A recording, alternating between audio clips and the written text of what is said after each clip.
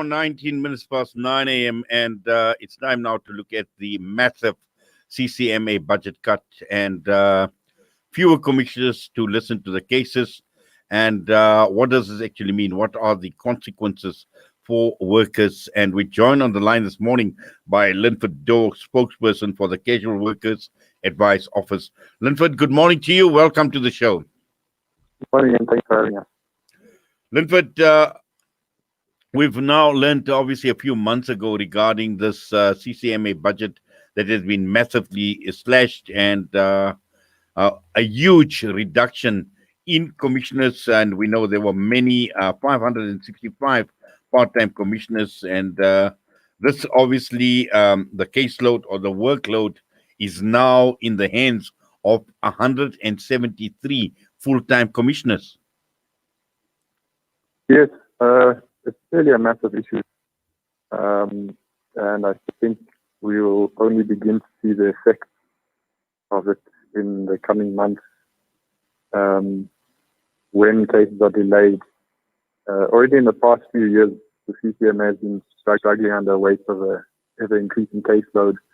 Mandates have been expanded, most notably with the introduction of the national minimum wage. They were charged with enforcing that, with no noticeable increase in the budget. And now these cuts clearly mean that the CCMA, as a dispute resolution body that's supposed to settle matters between workers and bosses speedily, that's its mandate, will clearly not be able to fulfill it unless these cuts are reversed. Yes. Now, we've seen a general sentiment, and this is not only about the CCMA, but in many other state institutions, when it comes to this type of scenario that is playing out, when we're looking at budget cuts, when we don't have the necessary skills, or we don't have an efficient system to basically manage the situation, it's going to lead to a point of breakdown as far as some of these institutions are concerned. And looking at the CCMA, is there a threat? Is there a threat that this particular function of the state, the CCMA, will actually eventually get to a point where it will not be able to operate efficiently and effectively? I think there's definitely that threat. CCMA as a state institution is one of the only state institutions that's maintained its reputation over the years. It's maintained its reputation, although it's struggled in recent years and workers have found it difficult to access justice through the CCMA in recent years. It's still been relatively effective compared to other state institutions. And if you look at the budget, the Department of Labor's annual report shows that the entire budget for the CCMA in 2019-20 was 951 million. The plan to cut 600 million from that budget over the next 3 years basically means that they're dismantling the institution. There's no other way to see it. And I think if you look at that, if you look at it in that way, we have to ask whether this is just simply a question of balancing budgets at a treasury level, or whether this is actually an attack on the institution itself and an attack on worker rights and an attack on workers' ability to access justice and enforce their rights. Yes. Now, Lynford, South Africa for long had actually boasted with regards to workers' rights. And, we've looked at all the various pieces of labor legislation that have been passed over the years. And it's been one of the few countries that we know where workers' rights were protected. And with a situation, with a scenario like this developing, and, it's just money seems to be the motivating factor as far as these cuts are concerned. Now, where will this actually lead to workers and in terms of their rights and upholding their rights as workers in the country? Yes, you're correct. South Africa has probably one of the better labor legislations in terms of protecting worker rights. And that comes out of this struggles of the trade union movement under apartheid to win those rights. And the creation of the CCMA post-apartheid was effectively a massive victory for workers and the workers' movement. Because not only did workers win their rights, but they won an institution to enforce those rights. So if you have, on the one hand, a labor legislation that, relatively speaking, it's definitely not pro-worker, but relatively speaking, compared to other countries, it gives workers a large number of rights that maybe you won't get in many other countries. But if you don't have an institution that can enforce those rights, then what we'll see is those rights will become more and more meaningless. Yes, and as you say, Lynford, it's all about enforcement. But now, just looking at where we are at this point in time, as far as the CCMA is concerned, and this decision obviously has happened recently, so the impact is not felt right now. But as you mentioned, in the long run, definitely we will be feeling the impact. What is the CCMA saying at this point in time in terms of how they're going to be adjusting to these budget cuts and how it's going to impact on their operations? Well, I think Cameron Morajani, the head of the CCMA, gave a talk to organized labor in November, December time. And his messaging was quite confusing. On the one hand, he was saying that he understands the need to cut budgets, which we don't understand, why somebody like Morajani from the CCMA would accept budget cuts. But he then also warned, quite contradictorily, that if a budget cut of 600 million go ahead, it would effectively be a disaster for the institution. So the CCMA's messaging is quite unclear. But what is clear is that the budget cuts, if they go ahead to this extent, will mean that the institution won't operate in the way it has in the past.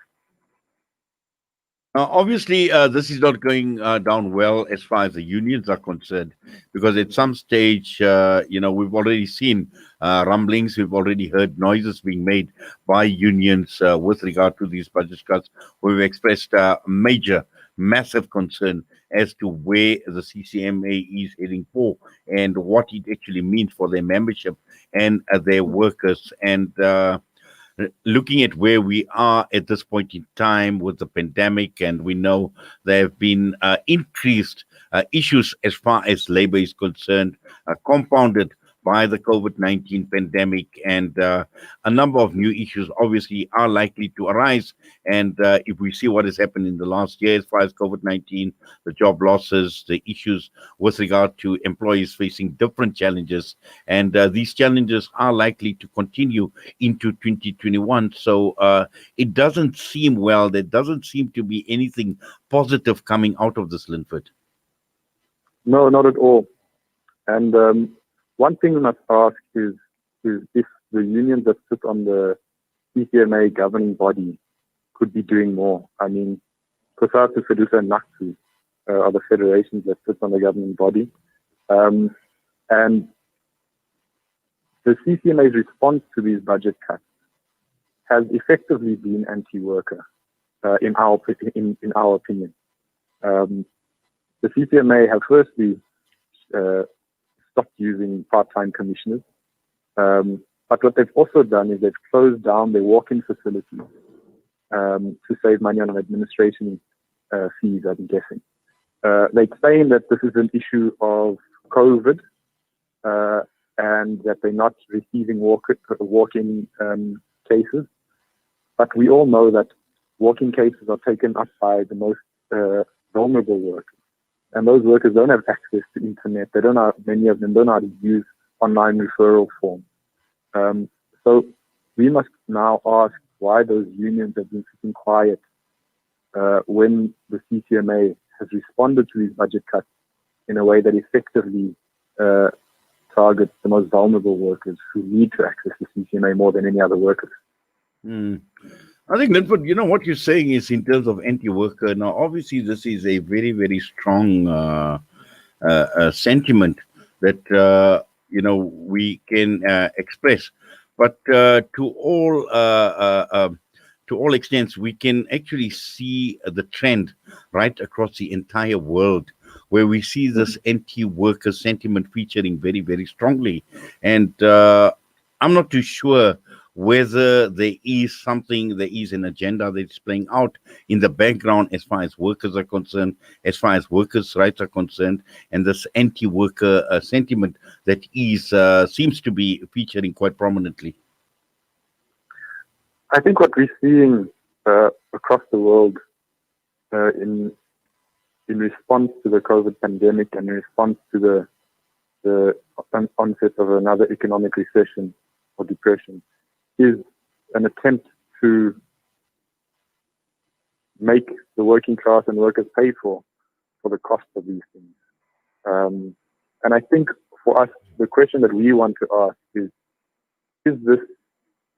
are these cuts to the CCMA a sort of genuine attempt at just balancing budgets, or is there a political move behind them? Because if you cut the CCMA by 600 million, you're effectively dismantling the institution. That's an institution that enforces workers' rights. It's the institution around which the entire post-apartheid labor relations framework is built upon. And if you dismantle that institution, what does that mean for labor relations in South Africa going forward? Effectively, it means that employers can get away with whatever they want. Effectively, it means that you can open up South Africa to companies looking for cheaper and cheaper forms of labor. And we must ask ourselves honestly the question, is it just simply a matter of a technical fix to balance the budget, or is it a question of a deeper project that's unfolding to turn South Africa back into that source of cheap labor for international capital that it once was and has been made once again? I think that's the question that we have to begin to ask. Is this a fundamental attack on the post-apartheid labor relations framework to make South Africa a more lucrative space for foreign direct investment? And if that's the case, then we need to respond accordingly. Well, it certainly is something to think about, Linford, because, as we say, where there's smoke, there's fire. And one obviously needs to look at this development from every angle, from various angles, and try and make sense as to what the motivation or what the thinking behind this move would be. No, definitely. I think that's what we're calling for. And I think it's obviously not just a case of the CCMA. The budget's being cut all over the show. But yeah, I think those are questions that we need to begin to raise. Well, Lynford, thank you very much for that and for your time with us this morning on Salam Media. We wish you all the best, sir. Thanks, and to you too. Lynford Dor, spokesperson for the Casual Workers Advice Office, joining us this morning. Discover the Africa of your dreams.